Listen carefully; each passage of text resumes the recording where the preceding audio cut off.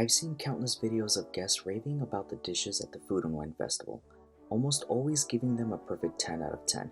But as a professional chef, I wanted to give my honest and unfiltered opinion. So I hope you enjoyed part 1 of this video. I had an opportunity to try 6 out of the 8 dishes using a sip and savor pass, and here's what I thought. First up was the barbecue pulled pork mac and cheese. This dish is a classic comfort food with a twist.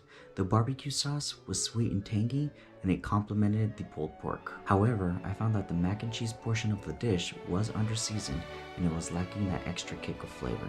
So that's why I'm ranking it a 7 out of 10. Next, the carbonara garlic mac and cheese. This dish had a promising concept, but the execution fell short for me. The bacon was overly smoky, almost an artificial taste, and it overpowered the entire dish. Now when I say it had an artificial flavor, it seemed like they used a lot of liquid smoke. And additionally, the mac and cheese portion of this dish was under-seasoned and it lacked flavor. And that's why I'm ranking this dish a 5 out of 10.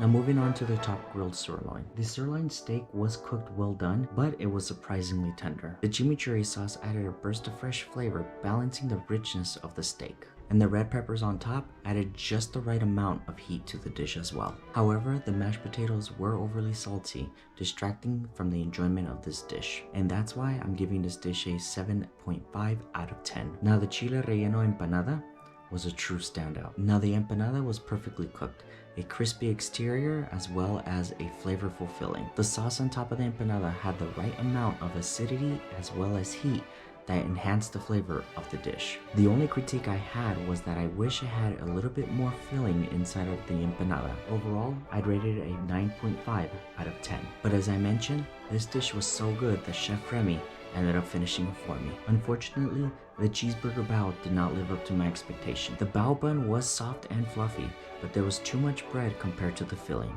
The burger patty inside was dry and lacked seasoning, making it a bit underwhelming overall. And that's why I'm giving this dish a 3 out of 10. And lastly, the beef brisket slider. The brisket itself was flavorful and tender, with a nice barbecue smoky flavor. However, the bottom bun was wet and soggy, likely from sitting in a pre-made batch. This distracted from the overall experience, as the bottom bun made it very difficult to eat. And that's why I'm rating this dish an 8 out of 10. Overall, the Food and Wine Festival offers some delicious options, but there were a few misses. As a chef, I can appreciate their creativity, but execution is key. I'm excited to go back to try the remaining 2 dishes.